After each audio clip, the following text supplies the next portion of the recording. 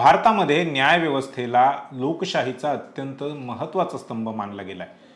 कोर्टाचा निर्णय हा पुराव्यांवर आधारित असतो, जातीवर किंवा धर्मावर नाही असं मानलं जातं। परंतु दुर्दैवाने आज आपल्या देशात एका महिला न्यायाधीशाने कायद्यानुसार निर्णय दिला म्हणून त्यांना थेट जीवे मारण्याच्या धमक्या दिल्या जात आहेत। एवढंच नाही तर त्यांच्या धर्मावरून सोशल मीडियावर अत्यंत आक्षेपार्ह आणि विषारी असा प्रचार केला जातोय। हे गंभीर प्रकरण आहे मध्य प्रदेशातील नर्मदपुरम जिल्ह्यातलं। येथील अतिरिक्त जिल्हा व सत्र न्यायाधीश तबस्सुम खान यांनी 2022च्या एका मॉब लिंचिंग प्रकरणात 14 आरोपींना 12 जून 2026 रोजी जन्मठेपेची शिक्षा सुनावली। परंतु या ऐतिहासिक निर्णयानंतर न्यायव्यवस्थेलाच आव्हान देणारं एक भयानक सत्र सुरू झालं आहे। आज आपण या संपूर्ण प्रकरणाची पार्श्वभूमी, न्यायाधीशांना मिळणाऱ्या धमक्या, सोशल मीडियावरील वाद आणि कायदे तज्ज्ञांनी उपस्थित केलेले अत्यंत महत्त्वाचे प्रश्न सविस्तरपणे समजून घेणार आहोत। नमस्कार, मी संकेत आणि आपण पाहत आहात मुंबई आउटलुक। सगळ्यात आधी समजून घेऊया की हे मूळ प्रकरण काय होतं। घटना आहे 2022ची। मध्य प्रदेशातील सिवनी माळवा परिसरात महाराष्ट्रातील अमरावती येथील एका मुस्लिम व्यक्तीवर जनावरांची तस्करी करत असल्याचा संशय घेण्यात आला। कथित गौरक्षकांच्या हिंसक जमावाने त्या व्यक्तीला अडवले आणि कायदा हातात घेत त्याला बेदम मारहाण केली। या मॉब लिंचिंग मध्ये त्या व्यक्तीचा मृत्यू झाला। या गुन्ह्याची गांभीर्याने दखल घेत पोलिसांनी गुन्हा दाखल केला आणि 14 जणांना अटक केली। हे प्रकरण कोर्टात गेले। जवळपास 2 वर्ष या प्रकरणाची सुनावणी अतिरिक्त जिल्हा व सत्र न्यायालय सिवनी माळवा येथे सुरू होती। दोन्ही बाजूंचे युक्तिवाद ऐकल्यानंतर, साक्षीदार आणि पुराव्यांची तपासणी केल्यानंतर 12 जून रोजी अतिरिक्त जिल्हा व सत्र न्यायाधीश तबस्सुम खान यांनी आपला अंतिम निकाल दिला। कोर्टाने या मॉब लिंचिंग प्रकरणात सर्व 14 आरोपींना दोषी ठरवले आणि त्यांना जन्मठेपेची कडक शिक्षा सुनावली। न्यायालयाने कायदा आणि पुराव्यांच्या आधारे हा निर्णय दिला होता। परंतु हा निकाल जाहीर होताच न्यायालयाच्या आवाराबाहेर प्रचंड तणाव निर्माण झाला। दोषी ठरवलेल्या 14 आरोपींना जेव्हा पोलिसांच्या व्हॅनमधून तुरुंगात नेण्यात येत होतं, तेव्हा त्यांच्या नातेवाईकांनी आणि समर्थकांनी पोलिसांची गाडी अडवण्याचा प्रयत्न केला। पोलिसांना परिस्थिती नियंत्रणात आणण्यासाठी मोठी कसरत करावी लागली। परंतु हा तणाव फक्त न्यायालयाच्या आवारापुरता मर्यादित राहिला नाही। या निकालाचे पडसाद अवघ्या काही तासात सोशल मीडियावर उमटू लागले आणि एका कायदेशीर लढाईला थेट धार्मिक रंग देण्याचा जाणीवपूर्वक प्रयत्न सुरू झाला। निकालानंतर सोशल मीडियावर न्यायाधीश तबस्सुम खान यांच्या विरुद्ध एक सुनियोजित मोहीम उघडण्यात आली। त्यांच्या धार्मिक आयडेंटिटीला टार्गेट करून अनेक व्हिडिओज आणि पोस्ट व्हायरल करण्यात आल्या। काही व्हायरल व्हिडिओमध्ये आंदोलक उघडपणे धमकी देताना दिसत आहेत। एका व्हिडिओमध्ये एक व्यक्ती असं म्हणतोय की जर आमच्या 14 हिंदू बांधवांना 10 दिवसांच्या आत सोडले गेले नाही तर देश आणि राज्यात रक्तपात होईल। ही थेट कायदा आणि सुव्यवस्थेला दिलेलेच आव्हान होते। आणखी एका व्हायरल व्हिडिओमध्ये एक महिला न्यायाधीश तबस्सुम खान यांना थेट धमकी देताना दिसते। ती महिला म्हणते की एक मुस्लिम महिला न्यायाधीश झाली आणि तिने तिचा खरा रंग दाखवला आहे। ती एक जिहादी न्यायाधीश बनली आहे।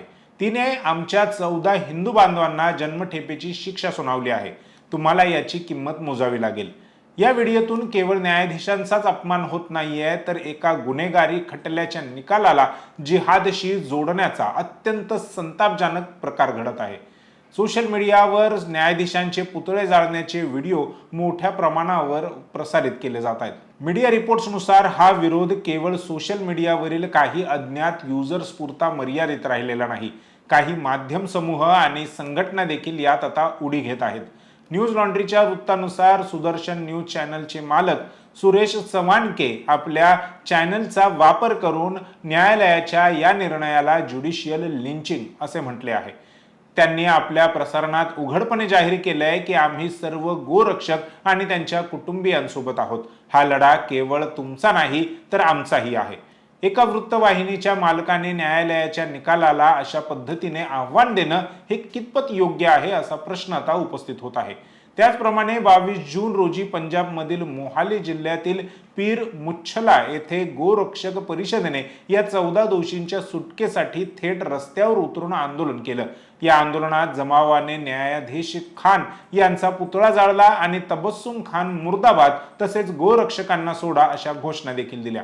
या संपूर्ण प्रकरणानंतर आता मध्य प्रदेश पोलीस प्रशासन खडबडून जागं झालं आहे। सिवनी माळवा पोलीस ठाण्याचे प्रभारी सुधाकर बारसकर यांनी दिलेल्या माहितीनुसार केंद्रीय गृह मंत्रालयाच्या सायबर सेलने IT ऍक्ट अंतर्गत एक नोटीस पाठवली होती। या नोटिसीनंतर पोलिसांनी सिवनी माळवा पोलीस ठाण्यात अज्ञात व्यक्तींविरुद्ध गुन्हा दाखल केला आहे।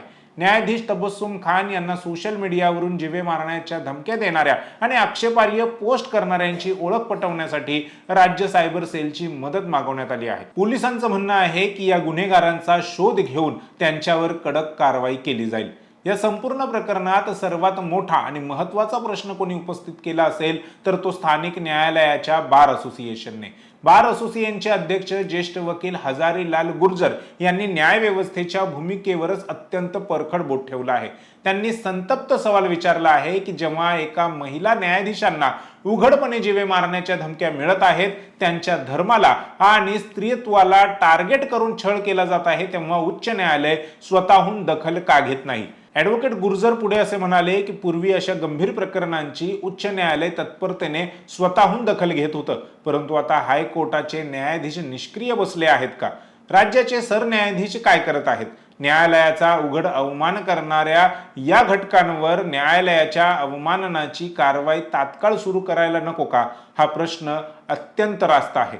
कारण जर न्यायाधीशच सुरक्षित नसतील तर ते निर्भयपणे न्याय कसा देऊ शकतील? सिवनी माळवा येथील हे प्रकरण केवळ एका महिला न्यायाधीशापुरते मर्यादित नाही।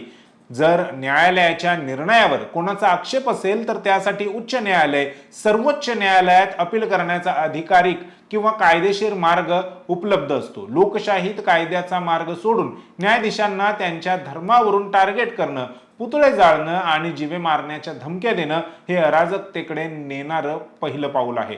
जर अशा प्रकारे दबावाचं राजकारण यशस्वी झालं तर भविष्यात कोणताही न्यायाधीश स्वतंत्रपणे आणि निष्पक्षपातीपणे निकाल देण्यास धजावणार नाही। केंद्र सरकार आणि मध्य प्रदेश सरकारने न्यायाधीश तबस्सुम खान यांना चोख सुरक्षा पुरवणं आणि धमक्या देणाऱ्यांना तात्काळ तुरुंगात टाकणं अत्यंत गरजेचं आहे। अन्यथा न्यायाधीशांना मिळणाऱ्या या धमक्या सत्यात उतरतील। देशात गेली 12 वर्ष भाजपचं सरकार आहे, जे हिंदू धोक्यात असल्याचं भासवत हिंदूंच्या रक्षणाचा दावा करत आहे। मात्र या 12 वर्षात थेट न्यायाधीशांना जीवे मारण्याच्या धमक्या देण्यापर्यंत कथित हिंदू निर्धास्त झाले आहेत। यावरून एक गोष्ट स्पष्ट होते की या लोकांचा कायद्यावर, न्यायव्यवस्थेवर आणि एकूणच भारतीय संविधानावर विश्वास राहिलेला नाही। मुस्लिम समुदायाने बाबरी मस्जिद विवादावर दिलेल्या सुप्रीम कोर्टाच्या निकालाचाही आदर केला होता, जरी त्यांनी तो निकाल मान्य केला नसला। त्यामुळे एका बाजूला कथित गोरक्षक जे कायदा हातात घेऊन गुंडगिरी करताना दिसतात वर तेच न्यायाधीशांना धमकावतात, तर दुसऱ्या बाजूला भारतीय संविधान व त्याच्या मूल्यांचे रक्षण करणारे लोकही आहेत। आता यावर मध्य प्रदेश सरकार, केंद्र सरकार, सुप्रीम कोर्ट, मध्य प्रदेशचे हायकोर्ट काय कारवाई करतं हे पाहणं गरजेचं आहे।